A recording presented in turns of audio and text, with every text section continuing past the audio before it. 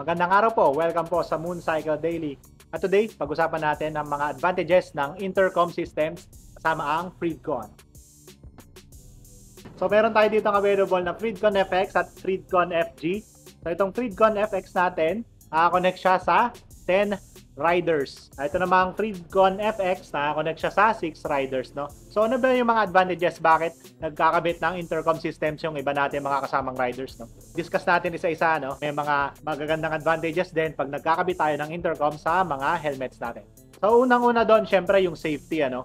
Makakapag-usap kasi tayo mga riders habang nagra-ride tayo, especially pag group rides. Yung mga nasa unahan, masasabi nila kung ano yung mga hazards at kung ano yung mga pwedeng maka-aksidente sa atin sa daan. And kung magkakaiwanan tayo, di ba? Mahahanap natin yung mga kagrupo natin na nawawala. And kung may mga biglaang umo-overtake pala doon sa kabilang lane, mawawarningan natin yung mga kasama nating riders sa likod. Yun. Unang-una, safety talaga. Second is music or podcast or anumang entertainment during long ride. Kasi minsan talaga nakakabagot ang mga long rides pag nasa biyahe ka na ng 1, 2, 5 oras, di ba? Medyo nakakabagot na din eh. At kasama nung bagot na yun, minsan inaantok tayo. Kailangan natin minsan magkaroon ng konting entertainment sa biyahe. Not saying na malakas siya na nai-impede na yung tunog ng ibang mga sasakyan, yung busina ng ibang sasakyan. Pero yung bang panggising lang sa atin kasi mas delikado pag antok tayo sa biyahe, di ba? Third is navigation.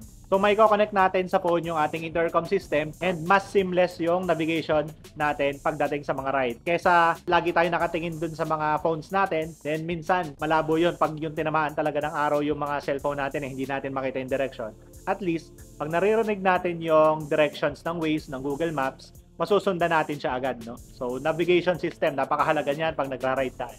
And last but not the least is yung kwentuhan during the ride, no? Ayun nga, nabanggit ko nga, minsan pag nagra-ride, especially sa group ride, nakakabagot eh. Nagra-ride nga kayo, group ride nga kayo, hindi naman kayo magkausap-usap sa ride. Maganda rin minsan, nagkakakwentuhan kayo, nagkakakulitan, and nasasabi nyo yung mga hazards na paparating.